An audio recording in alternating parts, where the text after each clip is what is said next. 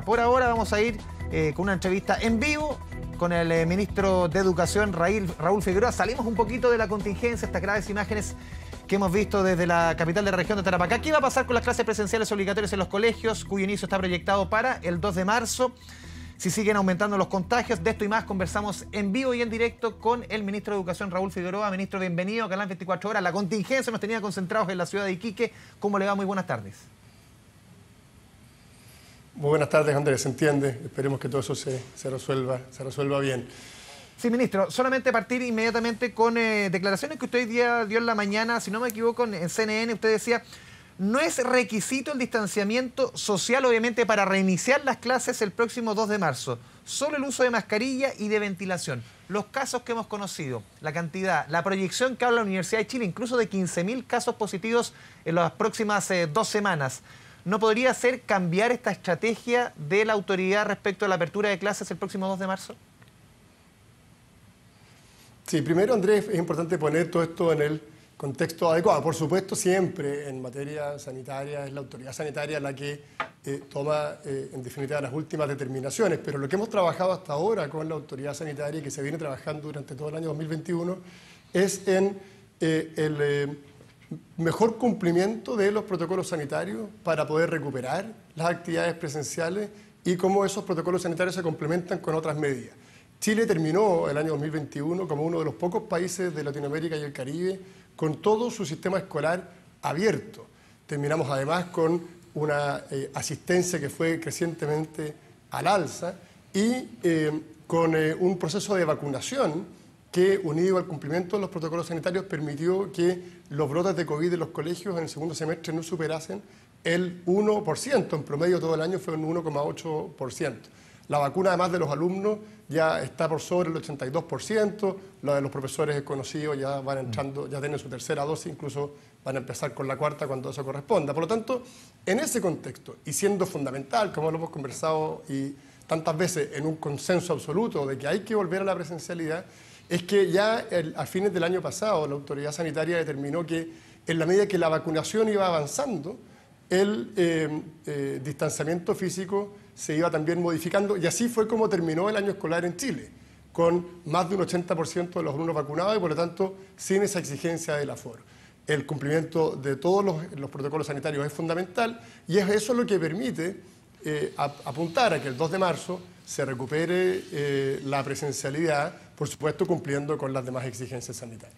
Sí, ministro, incluso han habido críticas de parte, por ejemplo, de la Asociación Nacional de Padres y Apoderados, Ricardo Salinas, que él ha sido un llamado a reestudiar este planteamiento de parte de la autoridad, a reevaluar, dado sobre todo la nueva variante, las características de la nueva variante. Y también el presidente del Colegio de Profesores. Usted ha tenido 2 años muy difíciles con los dos distintos. Le ha tocado conversar con ellos, dialogar, negociar con Carlos Díaz y también con Mario Aguilar. Dijo Carlos Díaz recién, significaría cometer el mismo error desde que se inició la pandemia, el no cambiar las directrices. No, a ver, por supuesto que las conversaciones son permanentes, hay que seguir escuchando a los apoderados, a los profesores. Todo el consenso apunta a que es importante. De hecho, organizaciones de apoderados nos han pedido que este año las clases vuelvan de manera permanente, en su modalidad presencial.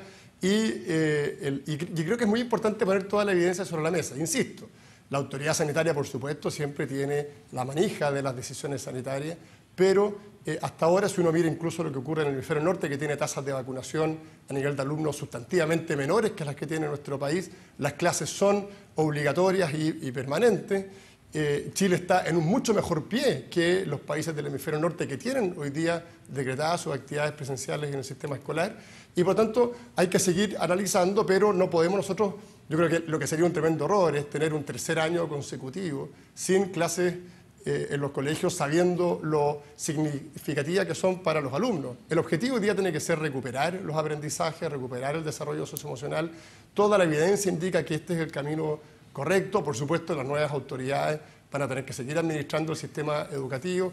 Yo creo que sería una muy mala idea entregarle a las nuevas autoridades un sistema que no esté en funcionamiento, sobre todo cuando toda la evidencia y el consenso tanto político como técnico va en la misma dirección. Sí, ministro, entonces, recogiendo sus palabras, por lo menos hasta ahora no hay ningún planteamiento de parte de usted, del Ministerio de Educación, de cambiar la estrategia de lo que se ve de aquí al 2 de marzo, tomando en consideración Omicron.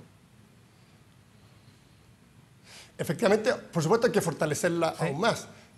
Será importante tener mecanismos de testeo masivo previo al inicio del año escolar, reforzar la vacuna en todos aquellos que les corresponda recibir su dosis de refuerzo, que aquellos pocos alumnos que aún no se vacunan inicien desde ya su proceso de vacunación para que el esquema esté completo ya a marzo, pero bajo esas reglas y sobre todo teniendo en cuenta la evidencia tanto en Chile como afuera de lo fundamental que es recuperar la presencialidad y de lo adecuado que son los protocolos sanitarios para lograr ese objetivo, esto debe mantenerse en una coordinación permanente con la autoridad sanitaria, por supuesto. Sí, ministro, la semana pasada fue Acción Educar, junto con, creo que fue con ustedes y la Universidad Católica, entregó datos respecto a la menor cantidad en 9 años de niños que están yendo a jardines infantiles y salas cuna. Sobre todo estoy hablando de un rango de edad de 3 años para abajo, de pequeñitos, pequeñitas que no tienen acceso hoy día a la vacuna. Quizás ahí podrían lamentablemente mantenerse el número de niños que no vayan a ir, tomando en consideración lo que sucede con Omicron el próximo año, que se mantengan esos bajos números de asistencia con el nivel de propagación y niños que no estén vacunados. Bueno, habrá que ir viendo, por supuesto, cómo evoluciona en ese momento, pero la evidencia muestra varias cosas. Primero, efectivamente, hay una baja en la matrícula de la educación parvularia que es muy negativa porque todos entendemos el valor que tiene la educación parvularia para cerrar brechas de aprendizaje futura. Los protocolos sanitarios han sido muy efectivos en la educación parvularia. Chile es de los pocos países que vacuna niños menores de 12 años. Yo quiero recordar que... Sí. Países como, por ejemplo, Francia, en términos masivos, no vacuna a menores de 12 años, pero tiene su sistema totalmente abierto. Y creo que en ese sentido nosotros tenemos que combinar adecuadamente los objetivos pedagógicos, los objetivos sanitarios, entender que la vacunación en Chile le entrega un mayor nivel de confianza. Y, por supuesto, seguir trabajando para recuperar la confianza de la familia en un contexto en el que el proceso pedagógico, sobre todo en la edad inicial, es fundamental. Sí, también lo conversamos, recuerdo, ministro, la semana pasada, y lo decía un informe de la Universidad de Chile, también de la Católica, respecto a la baja conciencia de los apoderados, tanto a nivel escolar como a nivel preescolar, de los efectos que tiene la ausencia de las niñas y niños a clase, el efecto que está teniendo en niveles de aprendizaje, en los niños preescolares, por ejemplo, muchos papás que decían, al final, si esta etapa quizás no es obligatoria, da lo mismo, lo más importante es de primero básico para adelante, esa poca conciencia que lo revelan los estudios. ¿Cómo lo toma usted como ministro de Educación, estas cifras, estos números, esas preocupaciones que muestran los estudios de la Universidad de Chile y también de la Católica? Bueno, es muy preocupante cómo el valor de la educación se ha ido perdiendo en estos tiempos, muy asociado a la pandemia, muy asociado también a la equívoca comunicación que algunos sectores hicieron del valor de la presencialidad durante este tiempo. Recordemos que durante el 2020 y el 2021 hubo ciertos sectores que sistemáticamente se dedicaron a señalar que volver a clases era un error, cuando toda la evidencia muestra que todo lo contrario. Era importante volver a clases apenas las condiciones sanitarias lo hubiesen permitido y la asistencia aumenta, y eso muestran los datos, a medida que los colegios y jardines están abiertos por más tiempo. Lamentablemente esa comunicación equívoca yo creo que afectó y llevó a los padres a perder esa conciencia del valor que tiene la presencialidad. Creo que hoy día tenemos una mirada diferente. Los que en ese tiempo se oponían, hoy día, bueno, les va a tocar a muchos de ellos asumir posiciones de autoridad en el próximo gobierno. Ya el presidente electo ha sido muy claro en señalar que lo primero en abrir debe ser una escuela y lo último cerrar debe ser una escuela, por lo tanto eso marca una pauta clara de cómo se va a enfrentar desde el próximo gobierno este tema que sabemos que es fundamental.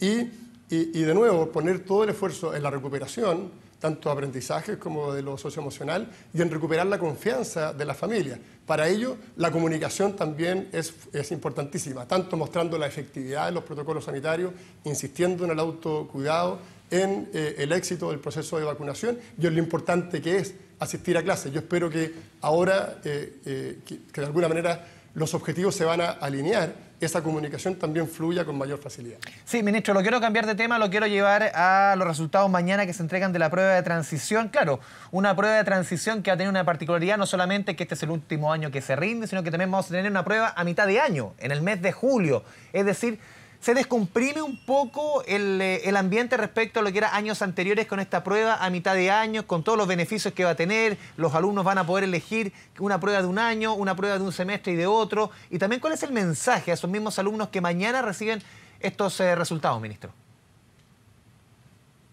Bueno, partamos por eso.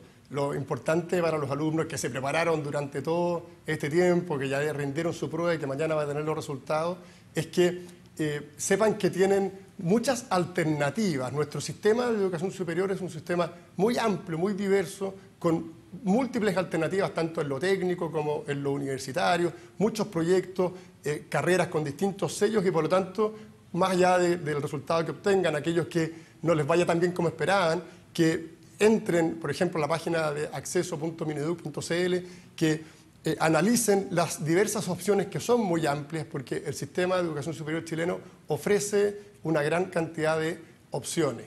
Lo segundo es que además tenemos este anuncio, ¿cierto?, que ya se va a acercar en el próximo año, de una nueva prueba con ya otras características, más bien centradas en las competencias, en las habilidades, que es en la evolución que está teniendo esta evaluación, que se va a rendir a mitad del próximo año. Eso permite también que los alumnos puedan prepararse para esa prueba, podrán también darla en diciembre del próximo año. Eso amplía sus alternativas y debiese también descomprimir, porque en el fondo si un alumno va a poder elegir, por ejemplo, si le fue mal en una prueba en particular, va a poder dar solo esa prueba, combinar sus puntajes.